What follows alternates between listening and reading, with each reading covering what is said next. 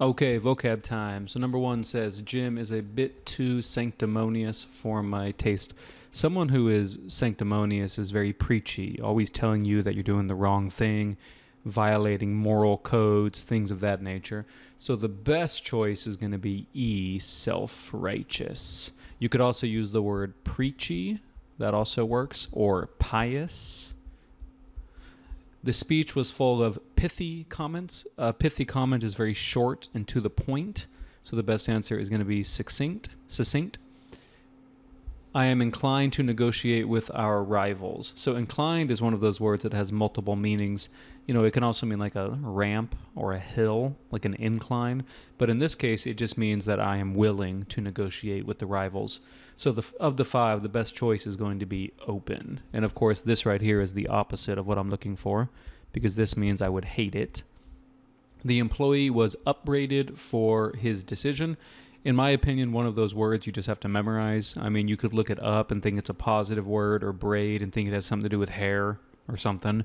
But no, neither of those is the case. So the correct answer is A, scolded. Whenever someone is upbraided, that's not necessarily a good thing. That means that guy or woman probably did something stupid. Number five, the organization is led by a petulant woman. I think I saw a movie, must have been, I don't know, years ago. And I remember a character was like, "You petulant little child." And I never forgot the meaning of this. It means like bratty or having a bad mood or ill-tempered, kind of throwing a fit. You know, that's kind of an idiom that we could use. So the correct answer is going to be E, moody. Aaron is an inveterate beer drinker. So does he like beer? Does he dislike beer? Does he drink it only sometimes? Never. The correct answer is he likes beer. He's a habitual beer drinker. You'll often see this word paired with a word like gambler. He's an inveterate gambler, means he likes to gamble. Number seven, Claire was hesitant to divulge the information. So this would mean she didn't want to give the information. Correct answer is reveal. We ascertained the root of the problem. So even though you see the word certain here, I'm not sure if that's related to the word or not. I guess if you ascertain something, you can become certain about it. But again, I'm not sure if they're related. So the best choice is we identified the root of the problem, or we pointed it out, or we figured it out. So the best choice is going to be A, determined. All right, moving on. One must be assertive in life. Well, to assert something is to say it confidently and strongly, right? You're not really going to change your mind. So the best choice is going to be forceful. The former leader returned home to much acclaim. Sounds like a good thing, right? But maybe the former leader did a bad thing. You know, you never know. But no, this is a good thing. You know, it's like when Caesar did his genocide to the Gauls. You know, he returned home to much acclaim. Those were different times back then. So the correct answer is going to be fanfare. My mind was impaired by the substance. Substance is almost like a slang for drugs, like recreational drugs. And most recreational drugs don't do your mind a service in terms of your thinking ability. Maybe they help you relax, but definitely not in terms of your thinking ability. So the best choice is going to be E, damaged. This is a complementary effect, not a hard word. I just want to point out that that's an E, not an I. If it was an I, that means I'm giving you a compliment. You're very smart. You're very beautiful. But because this is an E, it means like they're matching. They go together. So the best choice is going to be E, corresponding. All right, number 13, your anger is patent. Don't be confused by the noun form of this word, you know, something you file with the government when you want to invent something. That's not what we're talking about here. We're using the adjective form of the word. And whenever something is patent, I always like to think of the phrase patently clear, even though that's a little bit redundant, because what patent means is clear or obvious. See. We must pursue sound proposals. Now, GRE loves to throw these kind of words in here, and I've talked about this before, but the easier a word, you know, as the easiness goes up, you have to know more definitions.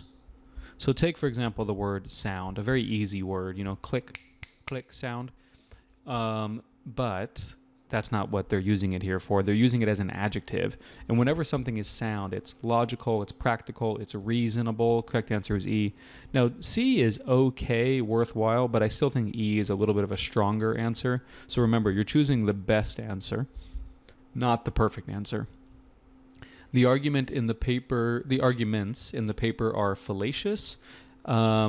You might know the noun fallacy, like the argument essays on the GRE, the prompts, they have a lot of fallacies in them. So the best answer is going to be specious. This is another GRE word that you need to know. It means that the arguments suck, full of holes. You know what I just noticed? This writing looks kind of like The Matrix. That movie just had its 20-year anniversary, by the way. If you haven't watched it again, I encourage you to do so. It holds up. 16, Jocelyn's grandma is one of the most miserly people I know. I probably should have put miserable in here as a trick answer. But miserly, think about Scrooge, the Christmas story. The guy just loves to hoard money. So the best answer is D, stingy. The earthquake was cataclysmic. This one I think is not too bad. You can almost guess it. But, all 5 of these words can kind of go with earthquake, maybe not coordinated. So you might need to know the meaning. Cataclysmic just means it destroyed a lot of stuff, so devastating. Think like Mount, Vesuvius or something like that in the ancient Roman city that just kind of like erupted and buried the town in ash, that kind of thing. Sumin has a pliant mind. Pliant is a syllable with words like malleable, words like supple, even words like pliable, which looks very similar. So the best answer is C, flexible. The commercials were promoting bogus products. Bogus products basically mean they're lying to you, or they're fake, or that they're just not genuine at all. They're just big pieces of crap. Now, cheap products could be big pieces of crap, but not always. I mean, some of think about like cheap scissors. I've had a pair of cheap scissors for like 10 years and they still work well. So the best answer is D, sham, another GRE word here. Your claim is a bit disingenuous. Now, GRE likes to throw this word in there because the word ingenuous is not really the opposite of disingenuous, at least in my mind. Ingenuous means like naive or innocent, and disingenuous has kind of a more specific meaning. It means you're not telling the truth. You're being dishonest. So the best choice is E, insincere. 21, the woman could not hide her vexation. Could it be a good feeling? Could it be a bad feeling? In fact, it's a bad feeling, so we can cross out pleasure. But specifically, what kind of feeling is? It's you're irritated, you're annoyed. Best answer is frustration. These past days have tarnished your reputation. I mean, you can almost guess the meaning of tarnished if it goes in concert with the object, your reputation. So your reputation got damaged. Yeah, so correct answer is stained. Now, destroyed, you might want to choose this one. The problem is it's too strong. Destroyed means that there's nothing left. And that's not really what tarnished means. There is something left when your reputation is tarnished. The noise was incessant.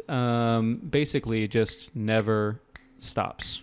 It just constantly goes. Like when your neighbor has a party, it just drives you nuts, right? Okay, correct answer is constant. The growing season has been hindered by the weather. This is very similar to tarnished. How strong is the word hindered? It's not weak, but it's not super strong either. It doesn't mean it goes to 0. So what it means is it's just hurt or damaged or impaired. So the best answer is D, impeded. The meetings are usually contentious. That means the people disagree a lot, and there's a lot of arguments and stuff like that. So the correct answer would be heated. Whenever a room is heated, this basically means that there's a lot of tension and a lot of arguments.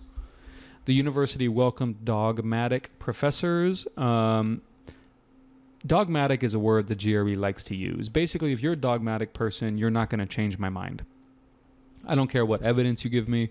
I don't care how well you present your side. I'm not going to change my mind. So the best answer is uncompromising. The plan was foolhardy from the start. I mean, pretty obvious. Fool, that's going to be stupid. Which one of these words most closely means stupid? Correct answer is imprudent. Stupendous, remember, this means like great. His ideas were rightfully impugned, impugnated. They didn't like his ideas. They challenged his ideas. C, disputed.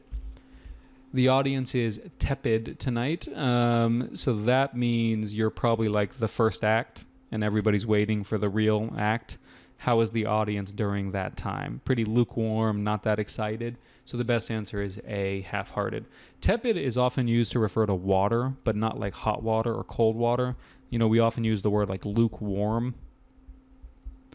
Finally, my role in this company was circumscribed. The way I remember this word is like it's a fence. It's a fence that like goes around you and it like restricts you or constrains you. So the best answer is going to be C, restricted. All right, so that is it for this vocab. I believe this is number 17, so that means we have 510 words now. We've crossed the 500 marker. Anyway, I'll put out the next list here pretty soon. And until that time, keep studying hard, guys. You can go to gregmatt.com for more stuff. Talk to you later.